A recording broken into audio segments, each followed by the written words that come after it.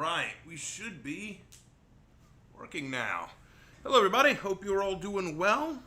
Welcome to another fantastical history video. It's been a while since we did one of these. I'm very glad to be back and doing one now. I'm joined by my brother Lark. Howdy. And we are going to be doing what we love to do, and that is yapping. So, for those of you who don't know what's going on, let me explain. Sometime in the past, I did a series called Fantastical History, where I basically talked about what if the fantastical races and entities and monsters and stuff that we knew about from D&D and video games and anime and stuff like that were actually real, and they existed in our history. How would history look different with them there? And I did them in short form videos, but no one watched them. No one cared for them, so I stopped making them. But a lot of people wanted me to bring it back. I had a lot of people saying, hey, would you mind bringing this series back? We'd like to see it again. And I said, okay, but if I do this, I'm going to do it differently. And I thought the way we do it is like this. Me and my brother, if you ever just listen to us when we're like at a restaurant or we're just chatting at dinner or something. You're working with the NSA. I mean, literally, we just yap. We just come up with questions and we just start yapping and talking. And we can spend hours just chatting about crazy stuff. And this is the kind of thing we would chat about. So what I decided we'd do is, for our Fantastical History reboot, we are not going to make a scripted video. We're going to sit here and we're going to chat at each other about what would happen, what would history look like, what would reality look like if these things existed. We've done a couple of videos on this so far, and now we are jumping into elves. So I'm very excited. Lark, are you excited? I am as excited as a human can be with dwarfs. I'm kidding. I actually really like elves. So let me go ahead and warn you guys right now. We're probably not going to look too much at chat during the course of this. You can post your messages if you want, but we're mostly going to be focused on talking to each other. At the end, though, we will dedicate about maybe 5 to 10 minutes maybe for y'all to ask questions in chat, and we will try to answer them as we go through. Exceptions do exist for super chats. Right. If you said super chats, like donations, those we will answer immediately. So anyway, with all that said, Lark, if you are ready, let me turn my chair a little bit. I'm not just ready. I'm ready. Fred. All right. So, Lark, turn your chair a bit. Let's make this official. All right. And can't yap until the chair is turned at exactly right angle. Well, we got to make it right. All right. So, without any further ado, or just the appropriate amount of ado. Just the appropriate amount of ado. Elves. So, we need to go ahead and get the obvious out of the way, bro. There are a lot of different kinds of elves. Elves in various medium have different rules, so we got to set a standard for our elves. Yeah, okay, so we're kind of going, I think the best way to look at it would be sort of Warhammer, so sort of in between Warhammer and Tolkien elves. We can't go fully in either direction, because with the Tolkien elves, they are literally, and I kid you not, they are literally immortal. Yep. And that's literally what, like, the reason they had to depart from Middle Earth, because they were, like, there as the magic feigned from Middle Earth, like, so they would start to, like, vanish too. So they had to go. We also can't use them because how the half-elves work there is also kind of interesting in the Lord of the Rings. And now for Warhammer, pulling from that a little bit too, but we're not necessarily going to be pulling their magic system or gods for either one. But that's kind of the idea we're doing with it. I believe we talked about the idea that elves we're looking at, we're going to be looking at the three stereotypical types of elves that we see across several factions. Your high elves, which are those stereotypical ones we all think of. The dark elves, which are, like the more edgelords one. And then the wood elves, which some would call the hippie elves, or if you're in the Elder Scrolls, the cannibal elves. So, okay, let's start with this. So, looking at elves, let's say they're not immortal, but they have very long lifespans. Yeah, I think we were looking at the idea that, like, their lifespans would be from like 300 to 500 years. Something along those lines. Yeah, maybe half a millennia. Like maybe 500, 600 years at the oldest. Methuselah's record is still safe. Right. Going to be very fair creatures. They're going to, like, even the males don't really grow any facial hair. Not a lot of body hair on them. Yeah, the anti-dwarves right here. Right, very much the anti-dwarfs. But that's kind of, the idea, why dwarves don't like them. And let's also, we talked about the three kinds. We need to discuss where those come from. I think that what we're going to see, they all come from a similar ancestor, the different types. But I think that the idea of a dark, high, and wood elf is going to be more of a human-based label for them. And what I mean by that is I don't think the elves are going to look at themselves in terms of, it's kind of like saying that a black person and a Hispanic person and an Asian person are different kinds of humans. That's not the case. We see them all as human, just different origins, different family ties, different family histories. Different cultures. Different cultures, right. And I think the elves would look at themselves that way. If you were to say, oh, so you're a high elf and you're a dark elf, they'd go, we're just elves. We would be the ones as humans to put those labels on. Yeah, it's just like asking a human, how do you tell the elves apart? Let's see, are they up in their castles looking down at us, thinking they're better than us? Probably high elves. If they're chilling in the forest and bushwhack you because you were in their territory, wood elf. If they captured you and are now selling you into slavery, that's a dark elf. And I think that you're going to see those differences based on culture that they live in. Like, for example, if you have elves that live more in a slave-making culture or territory, like the Middle East during the Crusading era, Or the North Africa, or the North African area, yeah, you're going to see more dark elves, like the kinds who see themselves as superior, better than everyone else, and make you their slaves. If you're in a more aboriginal or forest-based or open area, you're going to have your wood elves who are more in love with the woods, more in love with nature, more in love with roughing it. And then if you're in a more civilized, city-based, or like, trying to think of the right word. More developed areas, yeah, you'd have your high elves. And I think that where that comes from, and this is just my perspective, I think when you look at elves interacting with humans, humans are going to see elves as a higher being. Because we have a tendency, I mean, think about the way the Native Americans treated the conquistadors when they first showed up. Oh yeah, you mean like the Aztecs, yeah. Like they looked at them and assumed, oh, you are godly men. Here, eat this blood. Well, yeah, but think about how they treat elves. These very fair, very long-lived entities, pointed ears, beautiful features. They're going to look at that and say, oh, you're divine. So yeah, if we go back into prehistory, I think you would see a lot of cultures view them as almost akin to how you would view, like, early cultures view demigods. Right, and what's going to happen there is you're going to get this sense from humans that elves are higher, which you get the term high elf. The elves, I think, are going to have a split belief on this. The high elves are going to feel a little awkward, like, we're not higher than you. I mean, yeah, we're better in a lot of ways. We live longer. We are more fair. We're more beautiful. Yeah, but we don't need to worship us, you know? The dark elves are going to say, yeah, hell yeah, we're better than you. You know your place. Yeah, at my boot. The wood elves are going to be like, nah, fam, we're equals. You work the land, I work the land, we're all good. And that's where you're going to see. I think the wood elves are actually going to be less. Not that we're equals. Like, I don't care. Get off my lawn.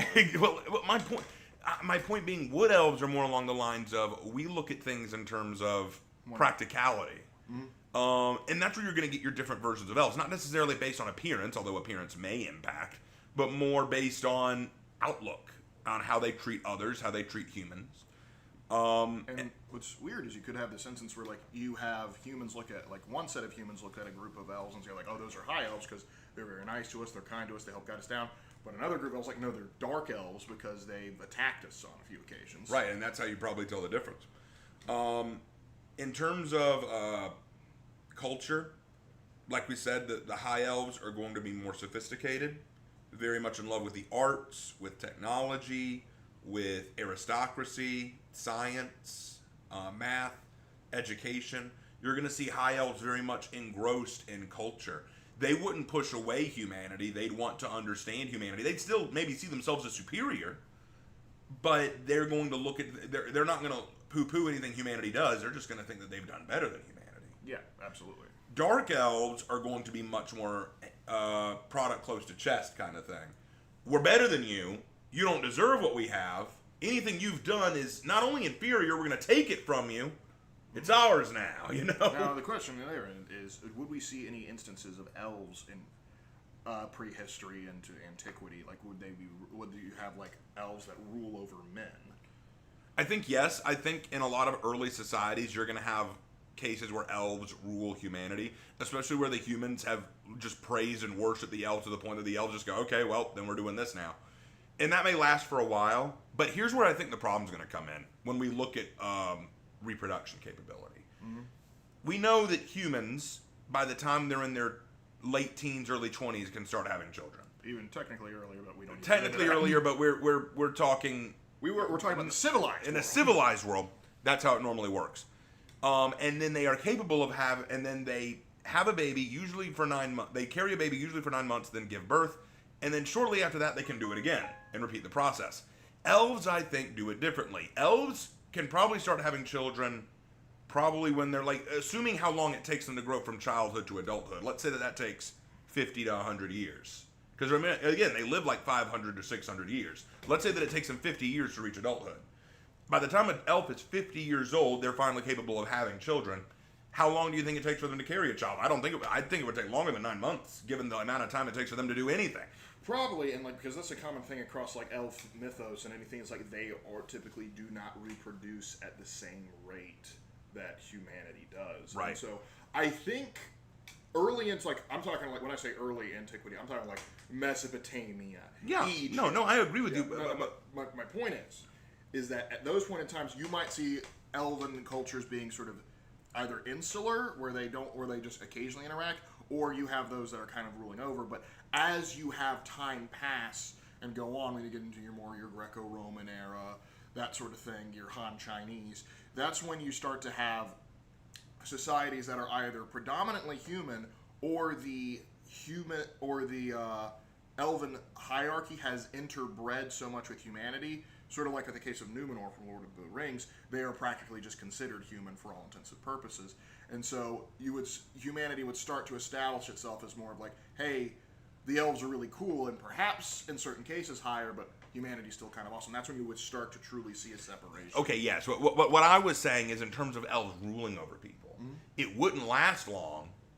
It may last during Mesopotamia and Age of Antiquity, but once you get into the Bronze Age, say the Greek Age and stuff like that, say that you get into those ages, by that point, mankind's ability to reproduce more and more regularly and largely is going to prevent elves from even being able to do that. Even if the elves wanted to do that. Let's say the elves just all said, we do want to rule humanity. They wouldn't be able to. Humanity would greatly outnumber them. It's very much like the Pharaoh with the Hebrews in Egypt, We're ruling them now, but there's going to come a point where they're going to outnumber us and we won't be able to rule them. So elves would not be able to it's not a matter of would they, it's a matter of they can't maintain control over humanity. And I would even suppose most elves, other than the dark elves, will probably not even want it. They'd probably be look, we want to do our own thing. There are going to be some elf societies that are we are insular, we keep to our own ways, we do our own elf thing, largely wood elves. And then you're going to have other elves that are no, we gain nothing by living apart from humanity.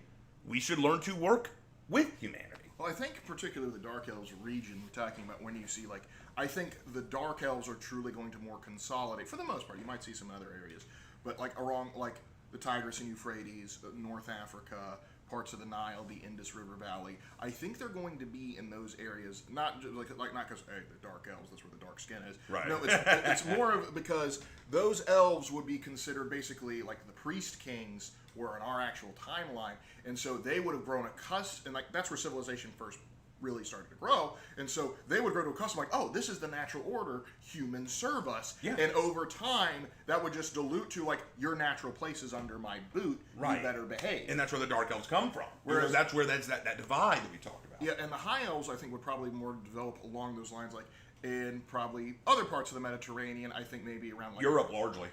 I think Southern Europe. I think even parts of Han China, or not maybe Han China, and Central China, but probably Central Eastern China. And I think even maybe parts of Carthage for around that area, with Phoenician trading. I think you might see some of that pop up. But I think the Mediterranean almost would be might see occasional conflicts between high and dark elves, as genuinely.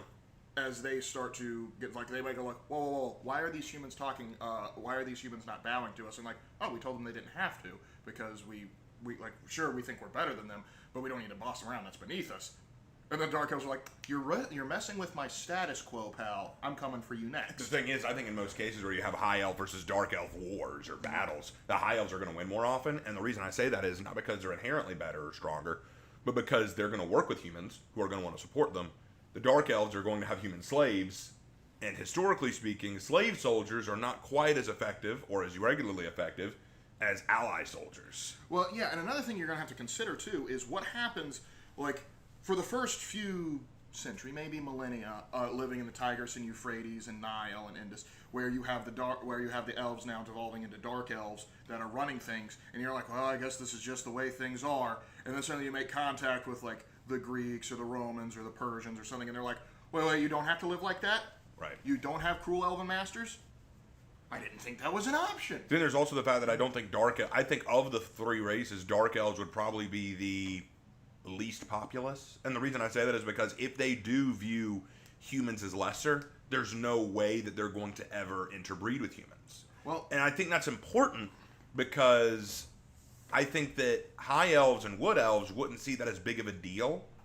And I think that perhaps in certain circumstances, like particularly if it's a female human and male elf, the time to have a child would probably be greatly reduced.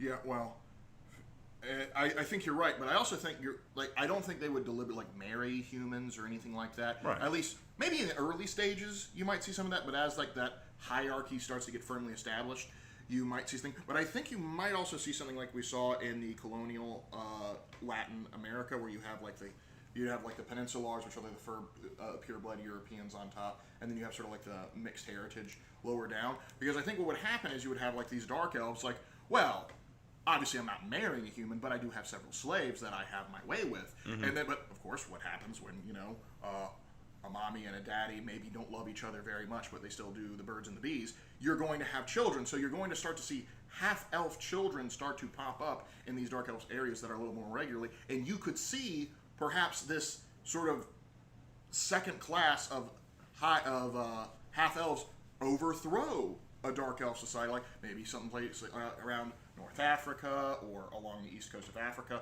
where they overthrow the dark elves, and so they take over, and they might try and change things, or they might try and follow in their dark elves, like, yeah, I was okay with all of that, I just wanted to be the one doing it. Well, I think that as you go further into history, the longer you go into history, the fewer dark elf societies you're going to see. You'll see the occasional dark elf, like, think of them like elf supremacists, who think that they're just the best thing ever and that other humans should not even be on their level. You'll see them here and there, but you're not going to see a lot of large collectives or communities of dark elf ruled societies. Because I think like the cities, like I think Egypt will get firmly established. Yeah. And you might have some dynasties that have elves as pharaohs and stuff like that, or half elves as pharaohs, and same for like the city-states. But once you get like larger scale human populations, like I think Persia, Assyria might be completely dark elf. Yeah, no, I think that would, but then Babylon might be like half elf that comes in just like, hey, we're doing things different. Then Persia, almost entirely humans, going, all right, we've had enough. We're bringing the law down. Here's another thing to keep in mind. Once you get to like the Viking age, yeah, think about the kind of people Vikings picked when choosing slaves. I think we'd see a reversal. I think there would come a moment where elves used to take human slaves. Now we might see humans take elf slaves in certain societies. I don't think you'd have to wait till the Vikings. I think once you get the Greeks running around, and the Romans, because what if like the Bronze Age collapse isn't just the collapse of the greater human civilizations in the Middle East? You see or the Mediterranean world, I should say. But you see a complete collapse of like the dark elves holding any form of large states, and now they're reduced down to small enclaves that they can barely hold on. But you still have like their influence left in certain of the cultures in Assyria and Babylon and Egypt and East Africa and India, and you sort of see this. But typically, like what's really going to hurt is when they come in contact with those big Greek armies, the Roman armies, the Chinese armies, the Indian kingdoms are going to be able to go. Actually, that's an interesting question. Would we have elves at like the top of the Indian caste system? Because that's a unique cultural thing on its own. Yeah, maybe that's a good question. I don't know.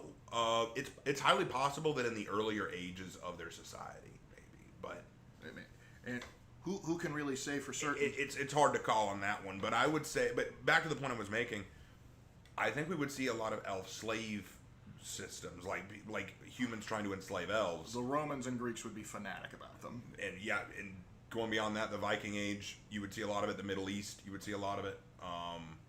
You would see a lot of elf slavery movement, and largely because they're beautiful, they're fair, you know, like The Dark Elves might almost fade into entire obscurity because they get cannibalized by the other cultures around them. although you would see dark elves start to pop up again because you get human haters from this. Yeah, Because if the definition of a dark elf is an elf that sees themselves as superior, you might get that from elves who have horrible experiences with humans and formulate a new breed of dark elves from high and wood elves. Interesting. I think you would see like of the OG dark. I think you might see them like some conclaves out in like on islands and stuff like that, like maybe Crete or Cyprus or the. You could say even places like the Canary Islands. Yeah, I was about to say the Canary Islands. Hell, you could have whole island nations, but like Madagascar is an example. But I'm thinking like an island off of the beaten path where elves would maybe set up shop and just hide. Yep, and perhaps some of those things are actually inspired ideas like Atlantis. Yeah, I think that'd be a huge one. But what I think would come from the elf slavery bit is not just the development of anti-elf sentiment, but also the ability for elves to travel to other territories.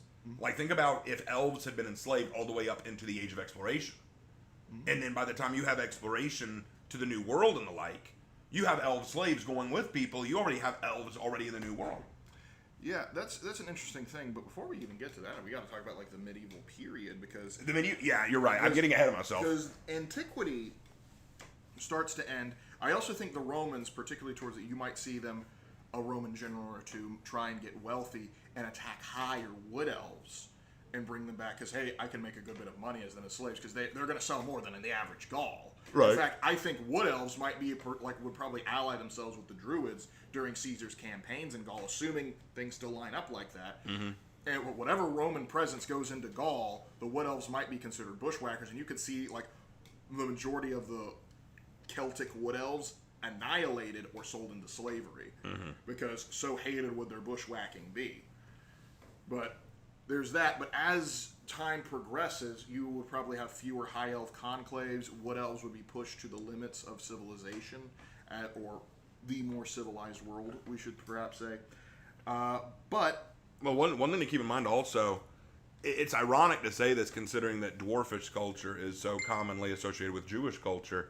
But I think you would see elves treated very similarly to Jews at certain points, where much like what Hitler did with the Jews, and much like many other cultures did with the Jews, if there's a problem, blame it on the Jews, and in this case, if there's a problem, blame it on the elves. If you have high elves who have integrated into many forms of society, and there's a problem, be it a plague, be it a disaster, be it a famine, be it a recession, elves, it somehow has to fall back on elves, because they're a different, they're an other. There is a, well, let me tell you how it started.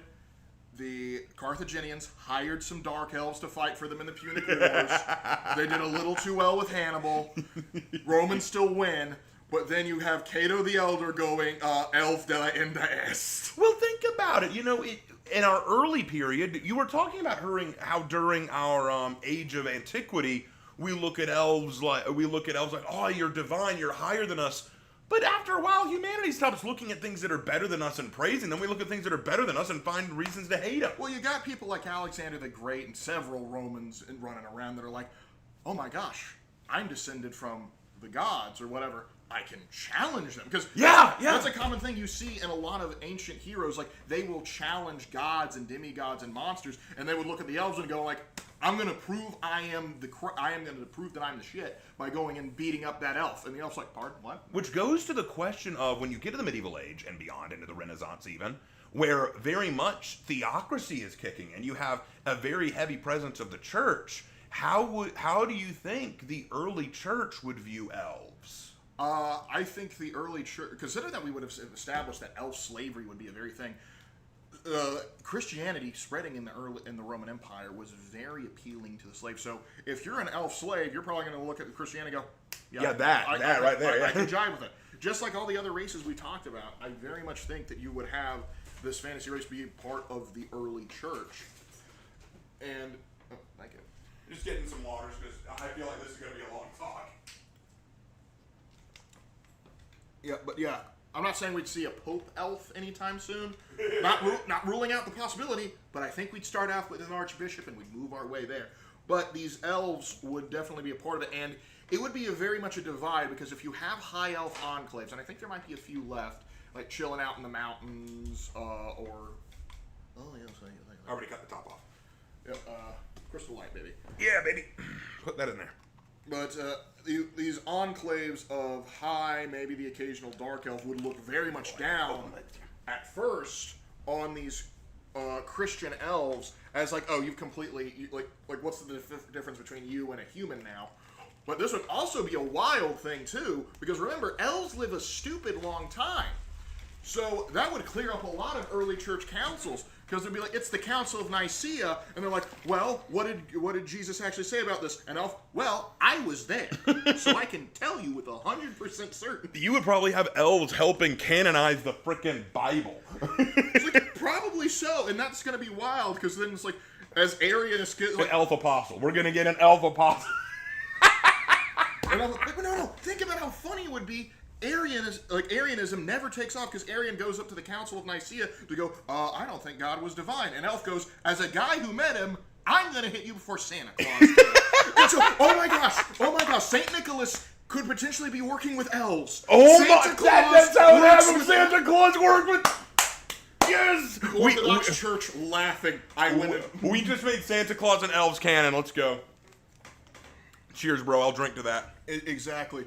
So you have that and that sort of spread, and particularly I then think the next group of elves that would be the most akin to get it would be the wood elves. Mm-hmm. I think they, as you start to appeal to them and other stuff as they move into Germania and less like Ireland and Scotland, St. Patrick may have to be preaching to elves as well with the... Yeah. So I think eventually they would come around, and the high elves I think would be the slowest to integrate it as the generations roll by, but as they continue to interact and trade with other people, you would start to see them try and debate and philosophize with the outside world, and they'd have to run across the fact that, hey, this is kicking off very big with the humans, and we even have some of our own kinsmen that have taken off with it. And I think you would slowly, in the areas of Europe and North Africa, would start to do that until, let's assume, the Islamic expansion still happens. Right.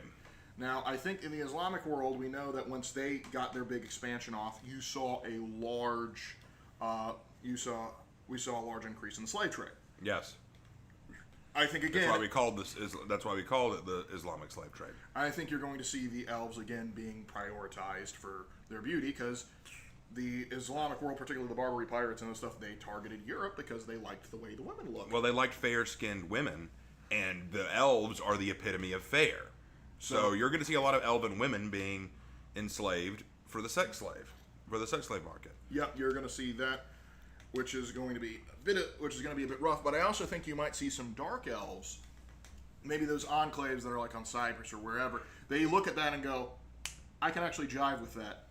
And they might take up with that, if nothing else, at least on face value, to at least get back some of their power with the slave trade and other stuff like that. And also, I feel like the Dark Elves would hold a little bit of resentment to their elven cousins, the High and Wood Elves, because they made it work by breaking from their elvish pride in their sense. In their eyes, humanity should be beneath them, but the High Elves and the Wood Elves didn't go that route. They just said, no, we're going to work alongside humanity as much as we can.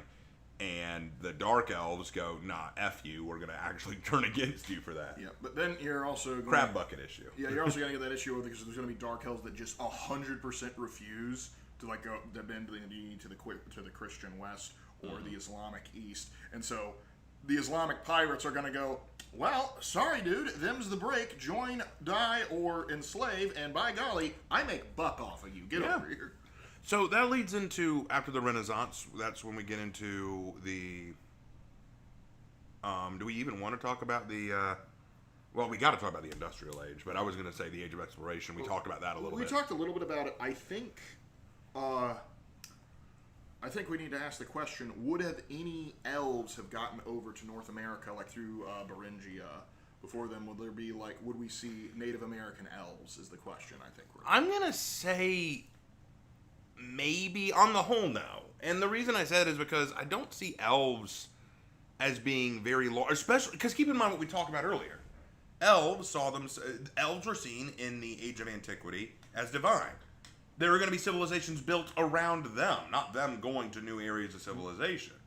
So if they are being worshipped and hailed in the earliest days of humanity, they don't need to travel anywhere. Civilizations are going to them. If anything, what you might see happen, and this is a if, you might see some like the Dark Elf enclaves that are trying to escape, like having their territorial homes, like they go off on their voyages of discovery even earlier. They come across the North and South America, and they might set up their own little outposts over there to keep their own slave trade and the ways of going. So you think that the Native American setup, there could be some dark elf presence there ruling over some of the Native American Potentially, provinces. but this is the thing. They're not going to have big things. Like you might, like you talked about earlier, we might have some Elves of the Caribbean. I saw someone in chat mention that. Yeah. And so you might have like places like Puerto Rico, Cuba, or whatever. You might have a large dark elf population. Mm-hmm. But here's the other big, that's a huge change if this happens, because that means the dark elves have already brought over old world diseases to the new world. So by the time we get to 1492 in Columbus, assuming everything still lines up like that,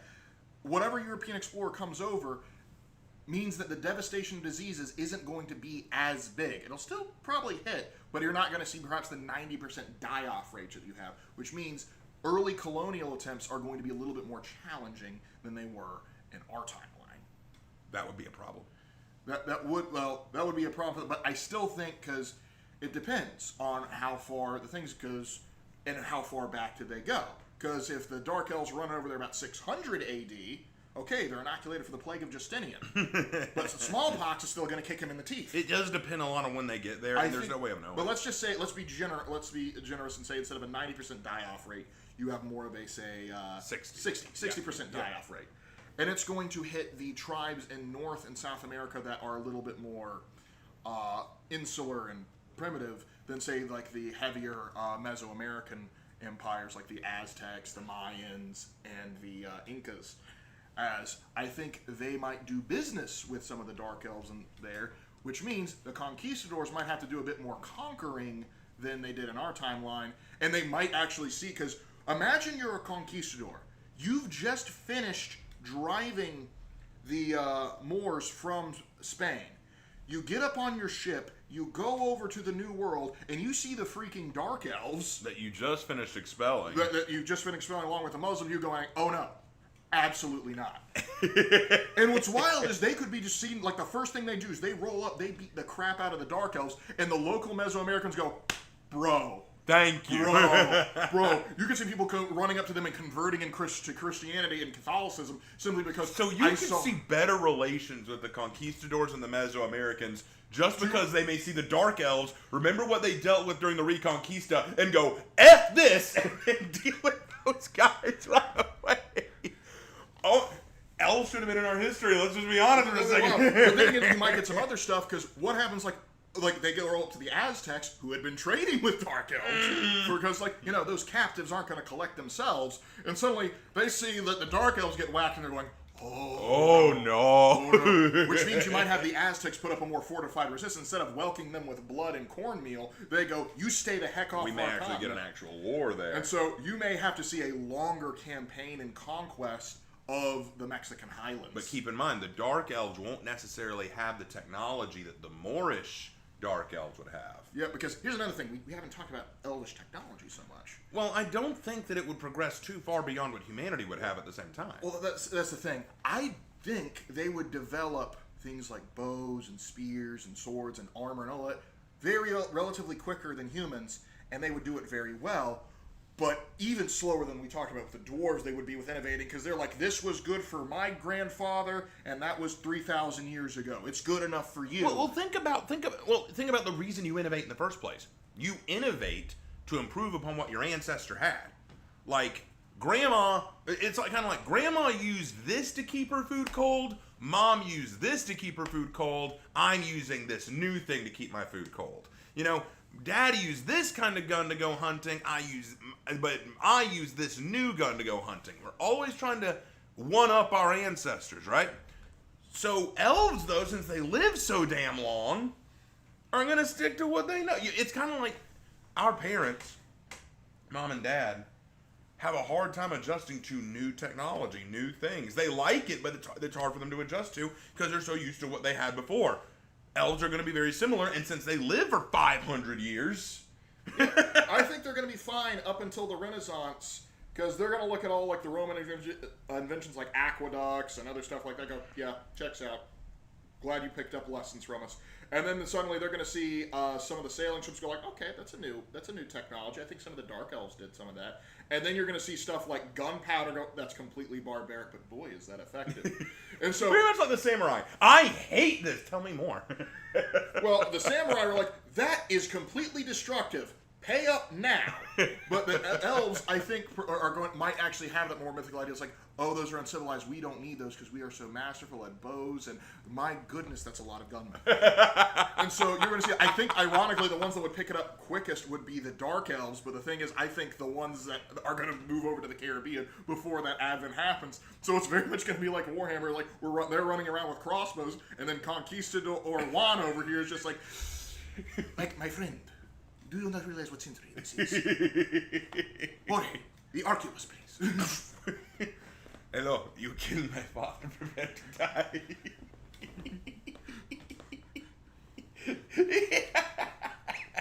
Okay. So, moving on from that, now let's get into the industrial age, because that's a good segue into it, looking at technology.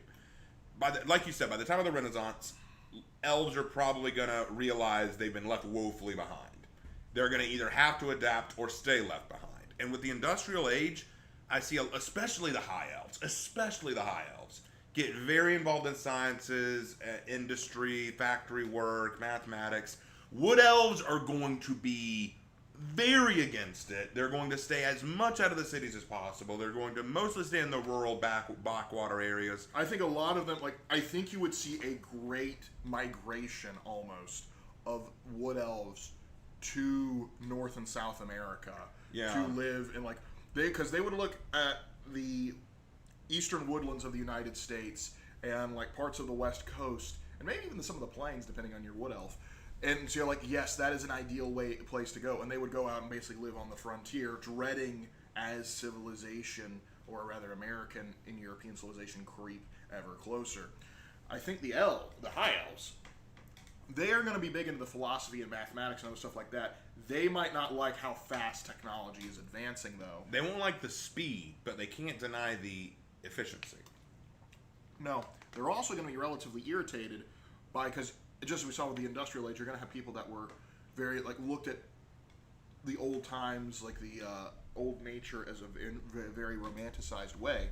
And so you would start to see perhaps the wood elves and high elves start to be viewed as almost like the noble savages. As the humans go, man, those elves were so backwards, but man, they were cool and had their own way of living. And the high elves are going to go, excuse, what? I'm backwards? I'm backwards? I remember when you were living in my house. My grandfather could tell you some stories. I think that's a good point, because I think that humans are going to develop, especially thanks to the wood elves, are going to develop this view of elves as very more natural-born, hippie-style people. Mm-hmm. And even though a high elf may work in a factory and be very much alongside their neighbors in terms of technology, you're going to have people, and not meaning to be offensive or anything, just kind of go, don't you wish you could go back to the forest? And it's like, excuse you? I think that's going to start, and we're going to start to see a little bit of discrimination there. Not anything serious, but almost, because I think one thing that I think we need to keep this in mind. We get asked this a lot when we do these videos, when it comes to whether or not they would have a national identity with human nations, or if they're going to have a more racial identity with elf nations. And in my opinion, this isn't going to be like the dwarves, who probably have their own mountain halls. I think for the most part, with a few exceptions, maybe with the wood elves who may stick to their woodland realms, high elves especially, since they're probably going to be the most populous, are going to not really have a pure, this is just elf society thing. They're going to integrate so much into human society. If they live in Greece, they're Greek elves. If they live in Britain, they're British elves. If they live in France, they're French elves. If they live in America, they're American elves. It's not going to be no, I am Gwendolyn of Ethelfire. It is I think you might have a few enclaves of that as you get more towards the modern period. But I think you would have so many cultures and ethnicities that have developed with elfin DNA being almost incorporated in. Sort of like how almost every European culture for a time claimed that they had some ancestry back to Troy. you would see something like, or like how a lot of them's like, oh no, I'm the proper descendants of Rome. I'm the proper descendants of Rome. It's like, I'm the proper descendants of elves, and they'll go over to that one last elven enclave, like, you know us, right? You remember? And they're like, dude, there's like 1,000 of you. Exactly, yeah. So I don't think, but my point being, I don't think you're going to have like, let's say that when we get to World War I and World War II, when we get to that era of war, you're not going to have elves that say, I'm sorry, we don't fight for any of you. We stick to our elvish kingdom. It's going to be more, the French elves are going to fight for the French army. The German elves are going to fight for the German army. The Austrian elves are going to fight for the Austrian army. You know, it's going to be the elves have integrated into human society, so the fights of the humans they live with and identify with are going to be their fights. Does that mean that there are no elvish cities at all? No, there may be some, but that doesn't mean that elves will not be at all involved, that won't be never involved in human affairs. I think you actually might see some elvish cities pop up after World War I as there's such a push for nationalism. And you might see one or two, because like you got Monaco and San Marino are allowed to exist, so I can only assume there might be one or two city-states that are probably now elven tax havens. I think World War II is going to be interesting, though, especially when we get a lot of the anti-Semitism in Germany. You probably see some anti-elvism. I actually don't think you would see it as much. If anything, I think sort of like how the Germans sort of idealized the Romans and the Greeks, because they tried to pretend, the old Greeks were Germanic, because they tried to, they might do the same thing with elves, and particularly. Well, they loved the ideologies and government of Rome and Greek, not the race, because their race was Aryan. Yeah, I know, but the thing is, they made it so that they felt like, oh yeah, the original Greeks and Romans were Aryan. It's hard for them to say the Aryan race is superior, but these elves are okay. Well, what they're trying, no, the justification would be to say like, oh, the Elven DNA is like part of the Aryan, like we are kin. To which the elves would go, we're really not. It's like, I mean, kinda. I think we have a cousin, but Hitler would try to claim that his great-great-grandmother was an elf. Yeah, and if they give him too much lip, they might go just like, you might see elves just you might see Hitler start dropping the knife here a lot. No, it'll start with them being pro-elf, but then as things get more serious and the German force, especially after D-Day, it's going to turn into the elves are a problem too. Well, yeah, it's like it has like a Swiss elf, where it's just like, you hate the Jews too, right? And the elf, no. And it's like, okay, we do no longer like the elves. Now, Asian elves are going to be interesting at this time because the Japanese were very much pro-national and pushing out anything not Japanese. And unless the elf themselves was born in Japan with Japanese identity, they're not welcome, and they're going to be greatly discriminated against. Yeah, I think the Japanese elves would kind of be looked at how like modern anime sort of looks at Oni, almost. Yeah. It's like sort of like an other. You're there, but we don't acknowledge you. Yeah, I think they'd be better treated than the Ainu, though. Probably. But pose. Oh, what were you gonna say? Sorry. China. That'd be interesting because throughout their history, because we established that they're kind of there. I think you might see in the very ancient history of China, like before, like you get the Qin dynasty, you might have a small elf kingdom that's considered like an elven Chinese dynasty. You might have a small elven territory, yeah. Or elven, at least elven ruled. But I think you might have like some elven areas in China that are sort of considered like, yes, these are the Chinese elves, and just sort of like how you have like the Cantonese people, the Manchus, and all that are all a part of China. And then you'd certainly have instances, and this wouldn't just be the case with China, but all over the world, particularly in the early areas, where you have marriages with elves, like you have maybe. Just using Richard the Lionheart as an example, Richard the Lionheart marries an elfish princess. They have a child. There's now an alliance between an elfish group and human group. And now Richard's family lineage could trace itself back to elves. And you could have people in the modern day try to pull that too. Oh, I'm a descendant of Richard, and he married an elf and had an elf kid. So you could argue that I am a part elf lineage. I am 128th. Yeah, exactly. And you're going to have dicks who do that. Yeah. I also think it's going to be funny because like there's going to 100% be a Chinese emperor that like stocks the concubines with elves. Yeah, I mean that's just gonna happen, you know. It's how it is.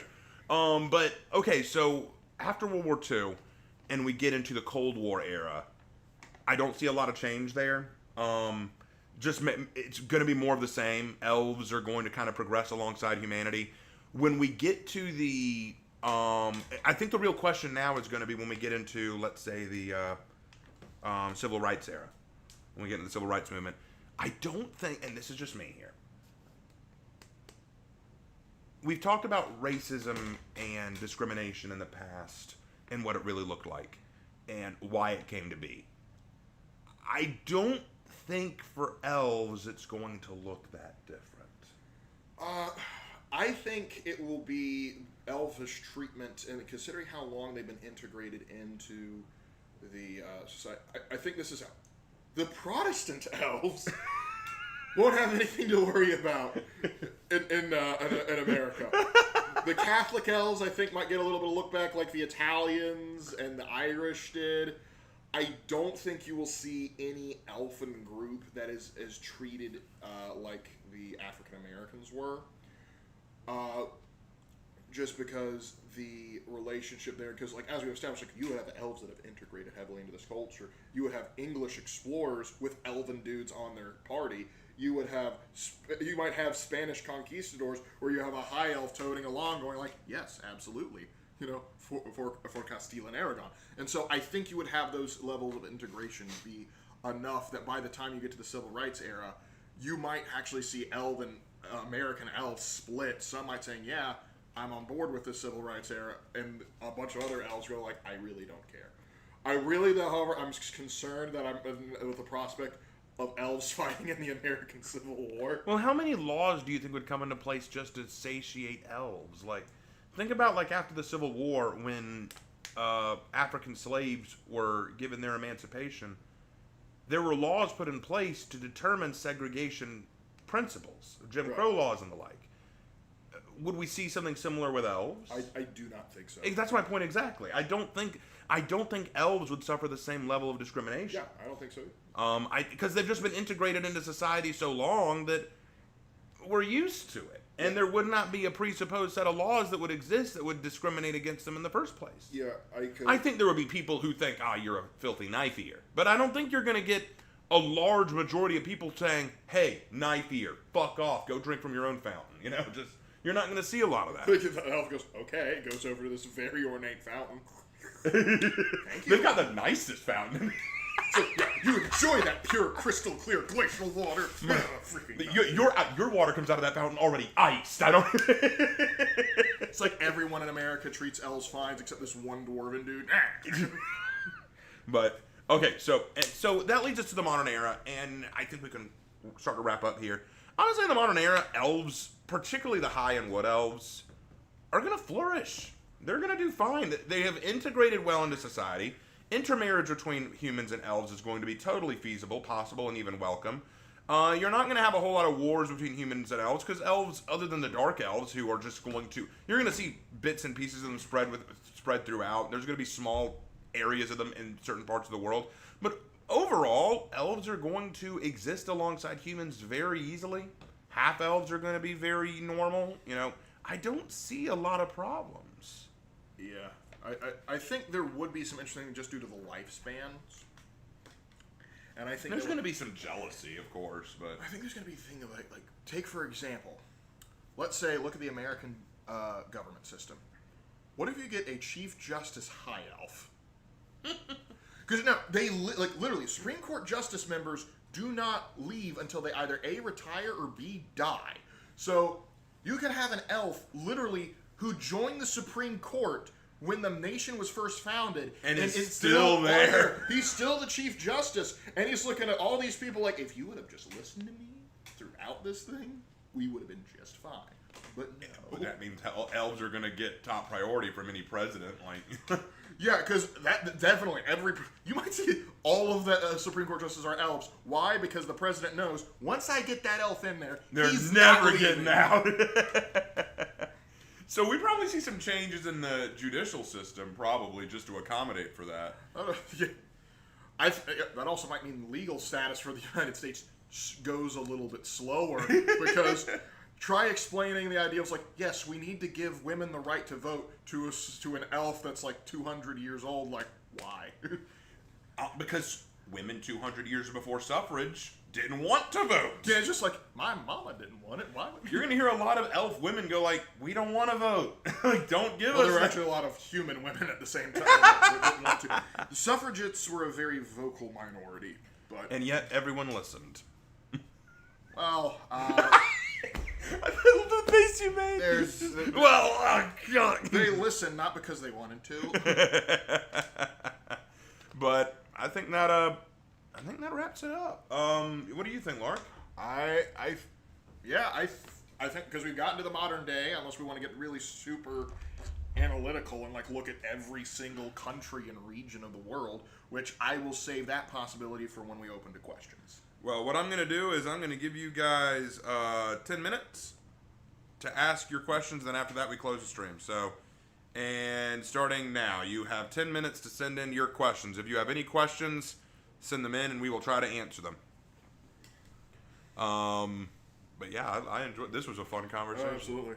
And we've been at it for almost what? I don't even know how long we've been at it. Almost an hour, I think. Yeah, but it's like given how long that they live, a lot of elves in the modern era might advocate for monarchy. You very well might see that. Yeah, probably. I can definitely see it. You might see elves very heavily pushing George Washington. You need to be king. But I was like, you need to be king. Cowboy elves, wood elves, probably. I wasn't here if you guys established an elven religion, but would the push for science and away from religion conflict with the more high up philosophies, religions, etc.? I think elves are going to develop religions alongside humanity. You're going to see elves start to develop their religions alongside human societies.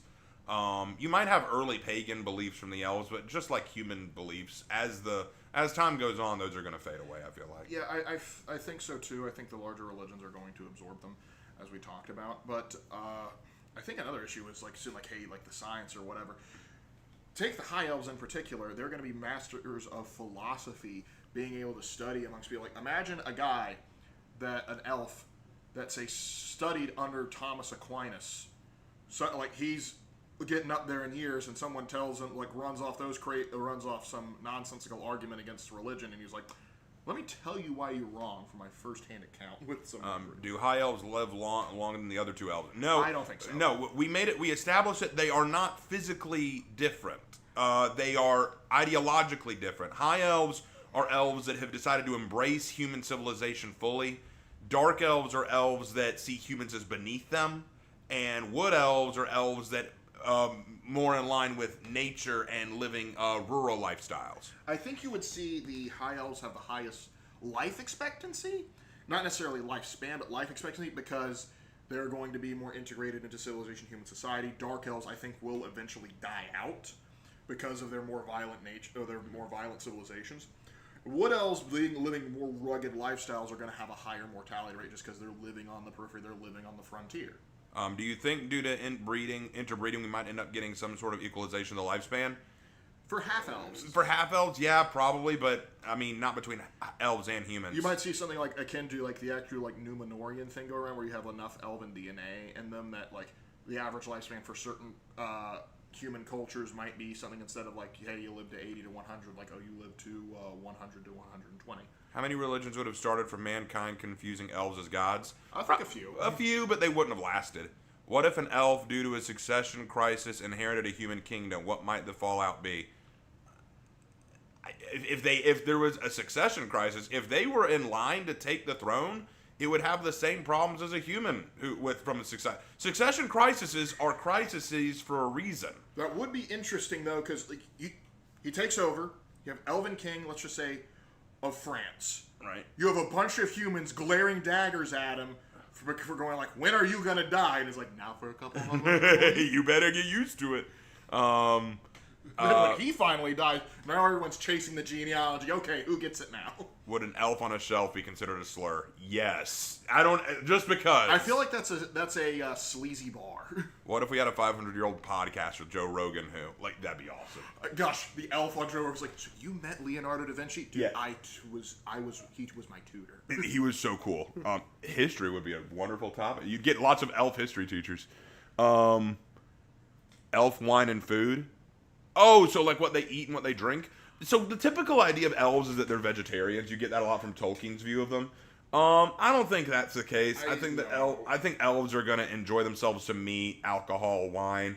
You're gonna have some elves that are very much vegan. You're gonna have others that give me some steak and lobster. You know? The wood elves 100% are hunting, but the dark elves too. But the high elves, I think their thing wouldn't be that they don't eat meat. I think their thing is they very much want their food to be very aesthetically pleasing and very like fancy, as opposed to say like humans.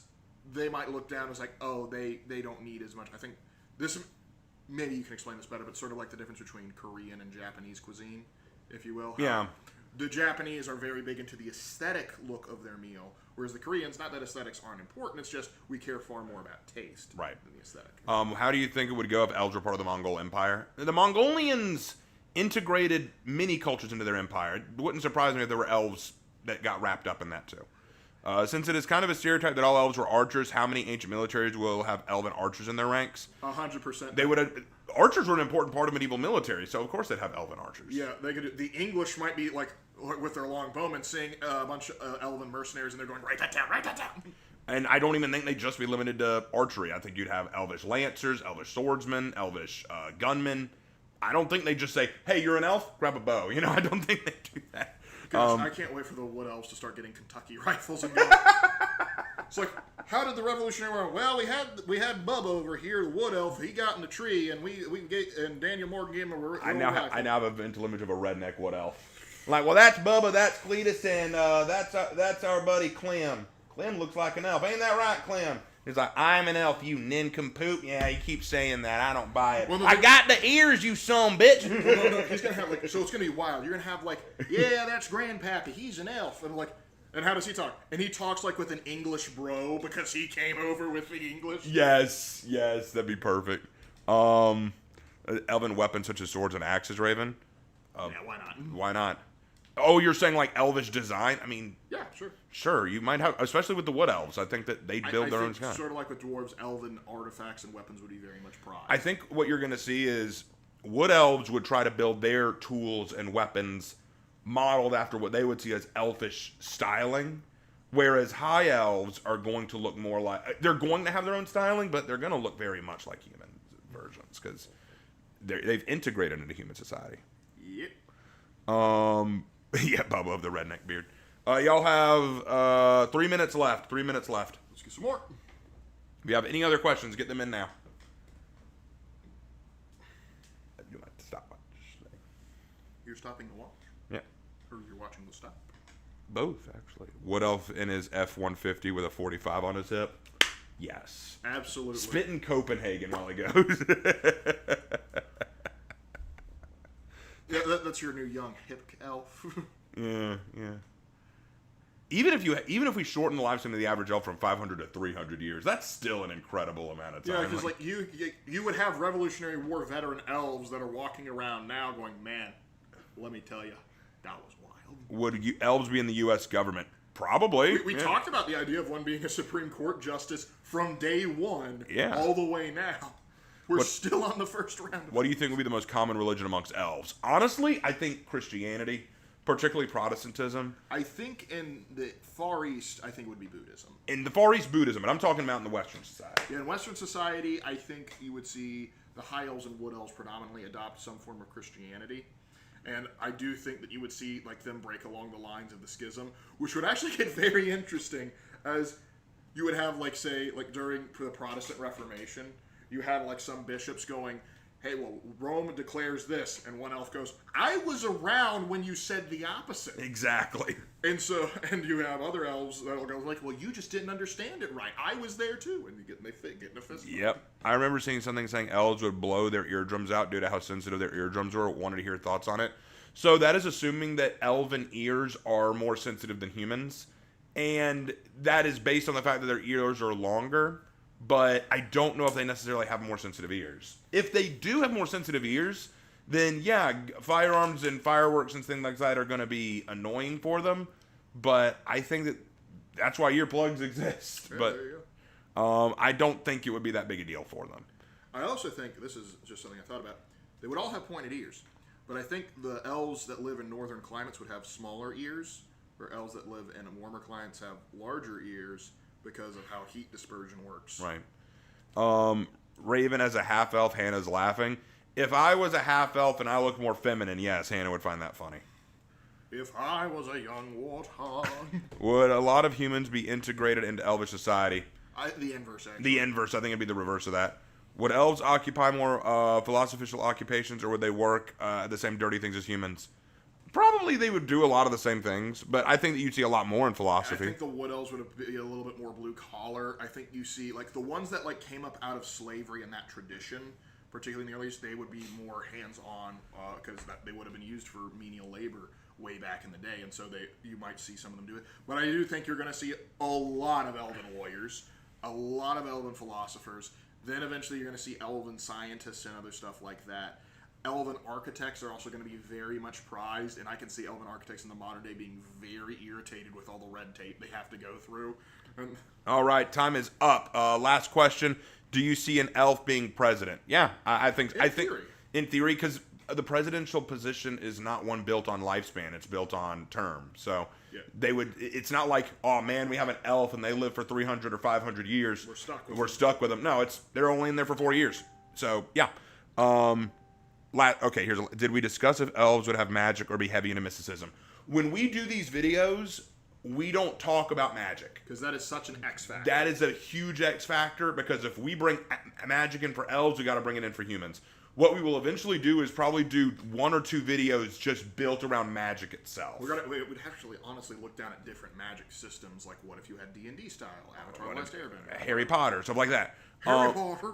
But anyway, yeah. So anyway, that is what we're going to call it. Had a great time talking about elves. I hope you guys enjoyed it too. Let us know in the comments if you enjoyed this. I'll be releasing a poll soon talking about what our next Fantastical History video is going to be on. We've done elves, we've done dwarves, we've done orcs, we've done dragons. Dragons. We're working through them. I'm having fun. I hope you're having fun, bro. Yep. And gnomes get exterminated immediately. Yes, gnomes immediately get exterminated. We will do a whole video on why the gnomes are inferior. We'll do a whole video on why the gnomes are inferior. We also got to do lizard men. We got to do merfolk. We got to do centaurs, lots of stuff. Satyrs. Yep. Anyway, thank you all so much for watching. Had a great time, and we will see you in our next video. Take care. Have a good one, fellas.